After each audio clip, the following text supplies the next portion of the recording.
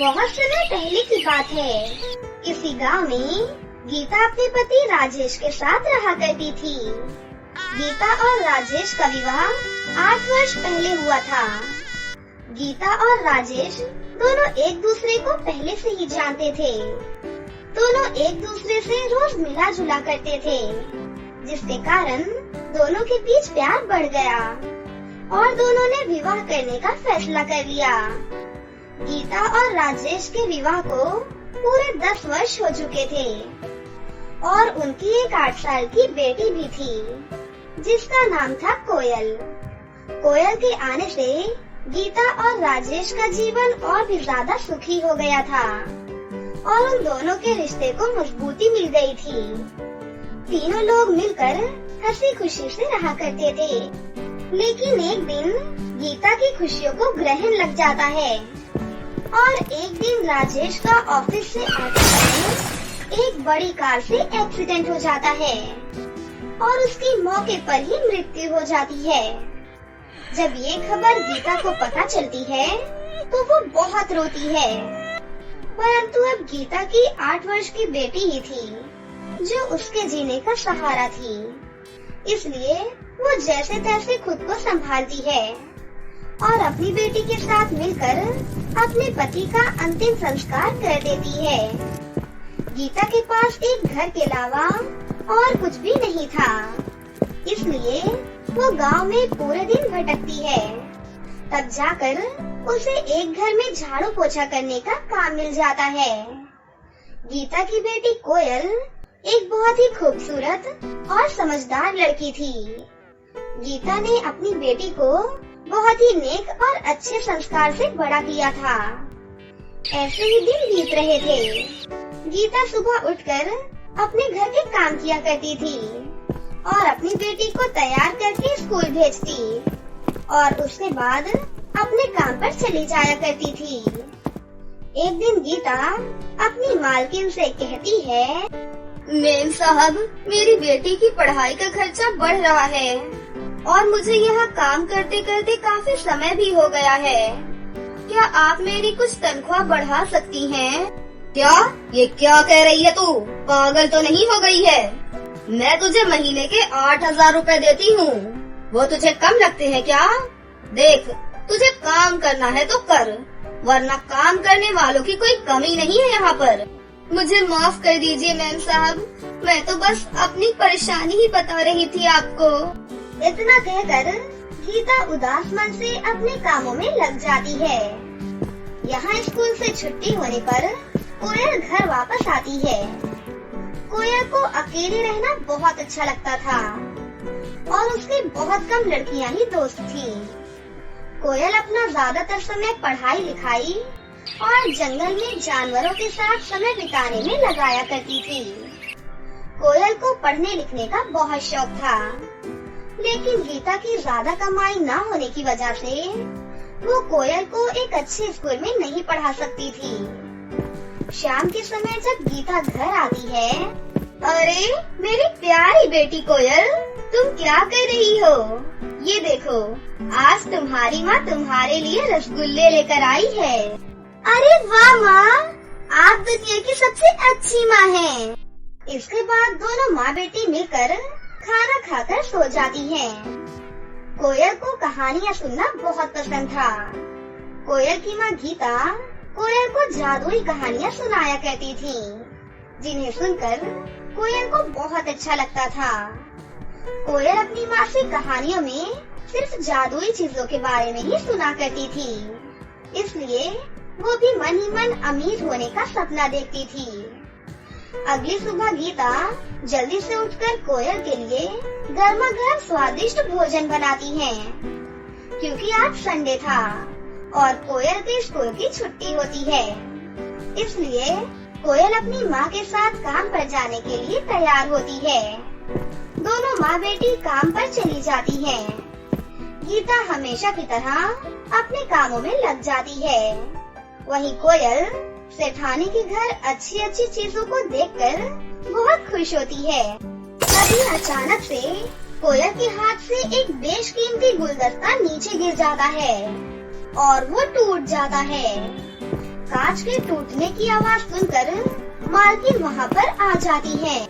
गीता, अरे ओ गीता, मैंने तुझसे कितनी बार कहा है कि मेरे घर पर बहुत ध्यान से काम करना है, परंतु तुझे तो कुछ समझ ही नहीं आता। देख, तेरी बेटी ने आज मेरा बेशकीमती गुलदस्ता तोड़ दिया है। इसकी भरपाई अब कौन करेगा? मैं तुझसे तंग आ चुकी हूँ। मेम साहब, बच्ची है वो, उसे कुछ नहीं पता, माफ कर दो मेम साहब। बच्ची है तो इसे अपने घर पर रखना चाहिए ना, यहाँ पर लाने को किसने कहा है? मैं अब तेरी और गलतियाँ बर्दाश्त नहीं कर सकती हूँ। चुपचाप से काम छोड़कर चली जा यहाँ से, और हाँ, मैं तुझे तेरे पैसे भी नहीं दूंगी। लेकिन मेम साहब। लेकिन मुझे कुछ नहीं सुनना। तू अभी जाती है या मैं नौकरों को बुलाकर तुझे घर से धक्के मार कर बाहर निकालूं। गीता अपनी मालकिन से बहस नहीं कर पाती और वो उदास सा मुँह लेकर अपनी बेटी के साथ वो घर छोड़कर निकल जाती है। गीता को बहुत चिंता होने लगती है कि अगर उसने जल्द ही कोई काम नहीं ढूंढा तो वो अपना और अपनी बेटी का पेट कैसे पालेगी। रात के समय दोनों माँ बेटी खाना खाकर सो जाती हैं। अगले दिन कोयल स्कूल से वापस आ रही होती है। तभी उसे बहुत जोर से प्यास लगती है और वो पानी पीने के लिए स्कूल के पीछे वाले कुएं के पास जाती है। कोयल के स्कूल के पीछे काफी पुराने कुएं थे जिनका कोई भी इस्तेमाल नहीं करता था। वो कुएं बहुत ज्यादा ही पुराने थे, इसलिए उनका पानी भी बहुत गहरा था। कोयल उस कुएं के पास पहुंचकर थोड़ा सा पानी निकालने की कोशिश करती है, लेकिन पानी बहुत गहरा था। कोयल पानी निकालने में नाकामयाब हो जाती है। फिर कोयल दूसरे कुएं से पानी निकालने की कोशिश करने लगती है, लेकिन कोयल पानी तक नहीं पहुंच पाती। फिर भी कोयल हार नहीं मानती और वो तीसरे कुएं के पास जाती है। तीसरे कुएं में कोयल को नीचे जाती हुई सीढ़ियाँ नजर आती हैं। कोयल उन सीढ़ियों की मदद से नीचे तक पहुंच जाती है। कोयल को अंधेरा देखकर बहुत डर लगता है। वो कुएं में इधर उधर देखने लगती है, लेकिन कोयल को कुछ भी नहीं मिलता। फिर वो कुएं से बाहर प्यासी ही निकल जाती है। कोयल का निडर और साहसी रूप देखकर उस कुएं से एक आवाज आती है। सुनो लड़की, मैं एक जादुई कुआं हूँ। मैं तुम्हारी सभी मुसीबतों को जानता हूँ और उन मुसीबतों को मैं तुमसे दूर भी कर सकता हूँ। मुझे तुम एक बहुत ही ईमानदार और नेक दिल की लड़की लगती हो, इसलिए मैं तुम्हारी सहायता करना चाहता हूँ। हम तीनों कुएं इस जंगल के सबसे पुराने कुएं हैं और हम सदैव जरूरतमंदों की सहायता करते हैं। ये 3 जादुई साड़ियाँ हैं जो तुम्हारी सभी मुसीबतों को दूर कर सकती हैं। ये पहली साड़ी जिससे तुम खाने पीने की हर प्रकार की चीजें मांग सकती हो। तुम मेरी साड़ी से हर प्रकार का खाने का स्वादिष्ट भोजन मांग सकती हो। और पहली साड़ी से तुम सुंदर सुंदर कपड़े और मेकअप का सामान और गहने भी मांग सकती हो। और ये दूसरी साड़ी तुम्हें रहने के लिए घर देगी और उस घर में तुम्हारी सुरक्षा भी करेगी। कोयल उन कुओं की बातें सुनकर वो तीनों जादुई साड़ियाँ ले लेती है। कोयल जादुई साड़ियों की मदद से अपने घर पहुंच जाती है। घर पहुंचकर कोयल सारी बातें अपनी माँ को बताती है। माँ, अब हमें कभी भी किसी चीज की कोई तकलीफ नहीं होगी। अब हम भी बाकी लोगों की तरह अच्छे तरीके से रह सकती हैं। फिर कोयल दूसरी साड़ी से सबसे पहले एक रहने के लिए घर मांगती है। फिर जादुई साड़ी कोयल को रहने के लिए एक सुंदर सा आलीशान घर दे देती है। कोयल अपनी माँ को लेकर उस साड़ी के घर में रहने लगती है। कोयल तीसरी साड़ी से खाने के लिए बहुत सारे स्वादिष्ट खाने मांगती है और पहली साड़ी की मदद से वो दोनों माँ बेटी सुंदर सुंदर कपड़े और गहने मांगती हैं। इस प्रकार से अब दोनों माँ बेटी जादुई 3 साड़ियों के साथ अपना पूरा जीवन हंसी खुशी से बिताने लगती हैं। बहुत समय पहले की बात है। अनन्या नाम की एक लड़की शहर में अपने माता पिता के साथ रहती थी। उसके पिता एक कंपनी में काम करते थे। एक दिन उसकी माँ बहुत ज्यादा बीमार हो जाती है और उसे अस्पताल में भर्ती कराया जाता है। डॉक्टर उनका चेकअप करते हैं। सर, आपकी पत्नी को कोरोना वायरस हुआ है, इसीलिए इन्हें 14 दिन इसी अस्पताल में रखा जाएगा। वैसे इनकी हालत बहुत ही सीरियस है। ये सुनकर उसके पिता सागर बहुत ही घबरा जाते हैं और दुखी मन से अपनी बिटिया को लेकर घर आ जाते हैं। फिर कुछ दिनों बाद उसकी माँ की अस्पताल में ही मृत्यु हो जाती है। ये सुनकर दोनों पिता बेटी बहुत दुखी हो जाते हैं।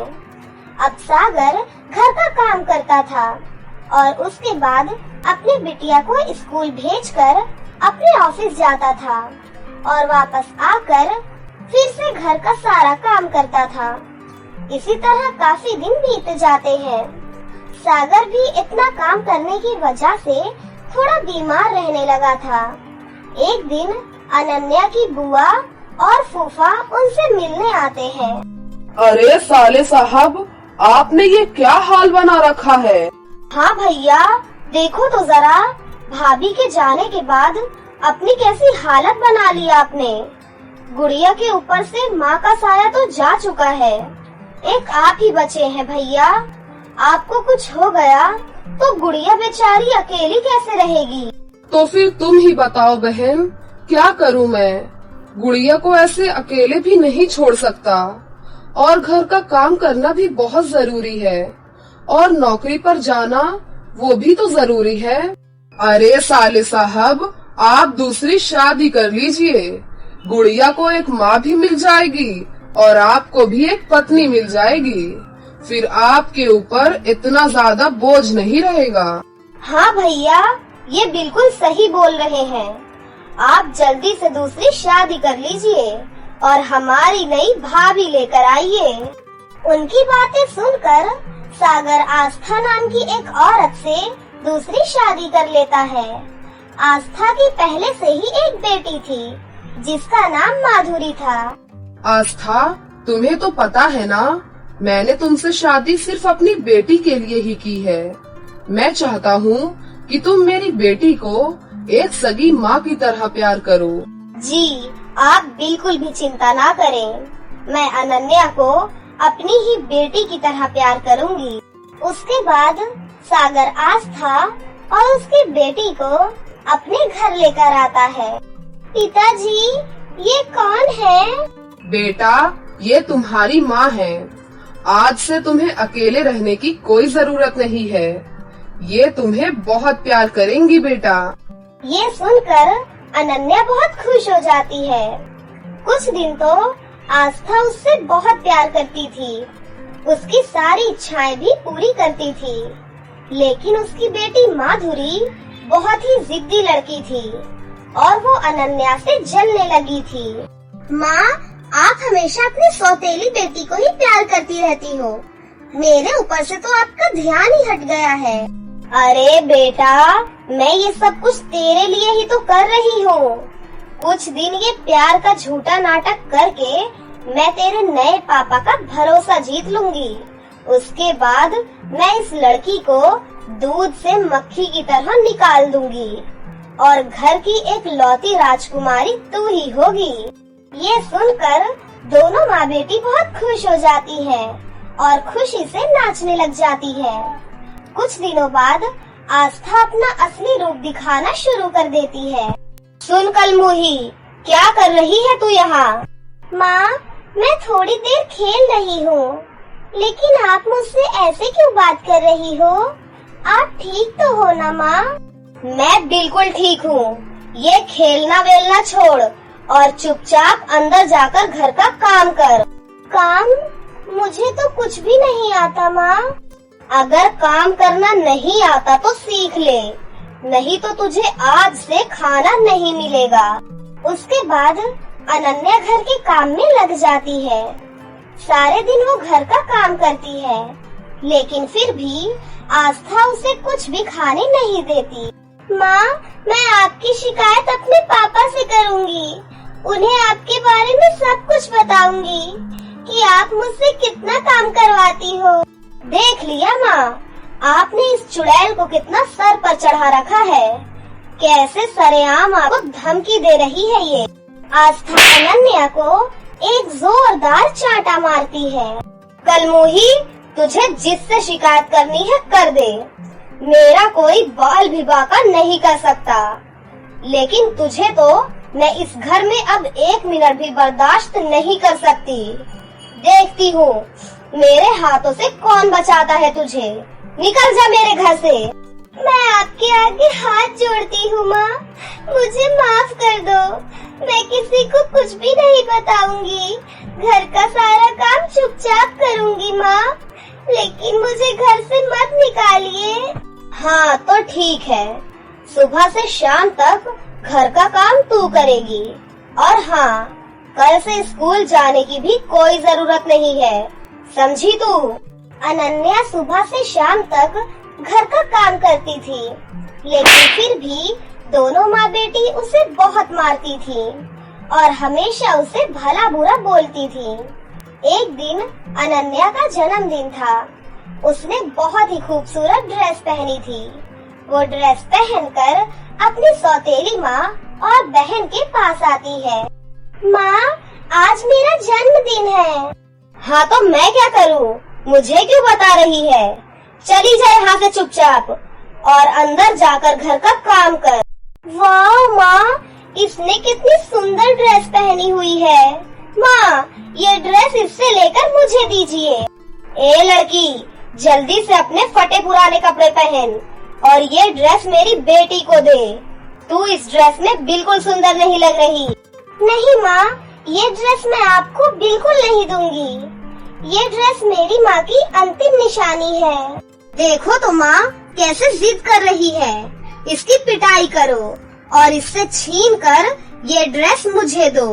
देख लड़की, प्यार से बोल रही हूँ, ये ड्रेस मेरी बेटी को दे, नहीं तो तेरे साथ अच्छा नहीं होगा। नहीं माँ, मैं ये ड्रेस किसी को नहीं दूंगी। उसके बाद दोनों माँ बेटी उसकी बहुत पिटाई करती हैं और अनन्या से उसकी ड्रेस छीन लेती है। अनन्या अपनी माँ की तस्वीर के सामने खड़ी होकर जोर जोर से रोने लग जाती है। माँ, आप कहाँ चली गई माँ? काश आप मेरे साथ होती। देखिए ना माँ, इन दोनों ने आपकी आखिरी निशानी भी मुझसे छीन ली माँ। तभी वहाँ पर अनन्या की असली माँ प्रकट हो जाती है। मेरी प्यारी बिटिया, मुझे माफ कर दे बेटा, मुझे इस तरह तुझे छोड़कर जाना पड़ा। माँ, देखो ना, ये सौतेली माँ मेरे साथ कैसा व्यवहार करती है। मुझसे घर का सारा काम कराती है, बदले में मुझे खाना भी नहीं देती। माँ, आप बहुत अच्छी थी, ये माँ बहुत गंदी है। कोई बात नहीं बेटा, मैं अपनी बेटी पर किए गए अत्याचार का बदला जरूर लूंगी। उसके बाद उसकी माँ अपनी जादुई साड़ी प्रकट करती है। हे जादुई साड़ी, इस दुष्ट औरत को सबक सिखाओ और मेरी बेटी की रक्षा करना। इतना कहकर उसकी माँ वहाँ से गायब हो जाती है। उसके बाद जादुई साड़ी उसकी सौतेली माँ के पास जाती है और उसकी खूब धुलाई करती है। फिर थोड़ी देर में माधुरी वहाँ पर अनन्या की ड्रेस पहनकर आती है। मम्मी, ये देखो मैं कैसी लग रही हूँ। जादुई साड़ी माधुरी के पास जाती है और उसकी बहुत पिटाई करने लगती है। माँ, ये क्या हो रहा है माँ? ये साड़ी हमारी पिटाई क्यों कर रही है? पता नहीं बेटा, मैं तो आराम से बैठी हुई थी। ये साड़ी मेरे पास आई और मेरी पिटाई करने लगी। मत मारो हमें, बचाओ हमें कोई। उनकी आवाज सुनकर अनन्या वहाँ आती है। नहीं माँ, इनको मारना बंद करो, इन्हें माफ कर दो। तभी जादुई साड़ी रुक जाती है। उसके बाद जादुई साड़ी से अनन्या की असली माँ प्रकट हो जाती है। तुमने हमेशा मेरी बिटिया को परेशान किया है और उसके साथ हमेशा सौतेला व्यवहार किया है और आज इसी की वजह से तुम बच गई हो, नहीं तो मैं तुम्हें आज सीधा ऊपर पहुंचा देती। हमें माफ कर दो बहन, हमसे बहुत बड़ी गलती हो गई। आज से हम कभी भी इसे परेशान नहीं करेंगे। बिटिया, अब मैं चलती हूँ और इस जादुई साड़ी को मैं यहीं छोड़कर जा रही हूँ। ये हमेशा तुम्हारी रक्षा करेगी और तुम्हारी सारी मनोकामनाएं भी पूरी करेगी। इतना कहकर अनन्या की असली माँ वहाँ से गायब हो जाती है। उसके बाद से दोनों माँ बेटी सुधर जाती है और अनन्या के साथ अच्छा व्यवहार करती है। अनन्या को अगर कुछ भी चाहिए होता था तो वो जादुई साड़ी से मांग लिया करती थी और वो जादुई साड़ी पर बैठकर आसमान की सैर भी करती थी और गरीब लोगों की मदद भी करती थी। उसके बाद सभी लोग हंसी खुशी अपनी जिंदगी जीने लगते हैं। तो दोस्तों, कैसी लगी आपको हमारी ये कहानी? अगर आपको हमारी कहानी अच्छी लगी हो तो इसे जरूर लाइक करें, साथ ही हमारे चैनल को सब्सक्राइब भी कर लें और बेल आइकन को दबाना ना भूलें। मिलते हैं अगली वीडियो में। धन्यवाद।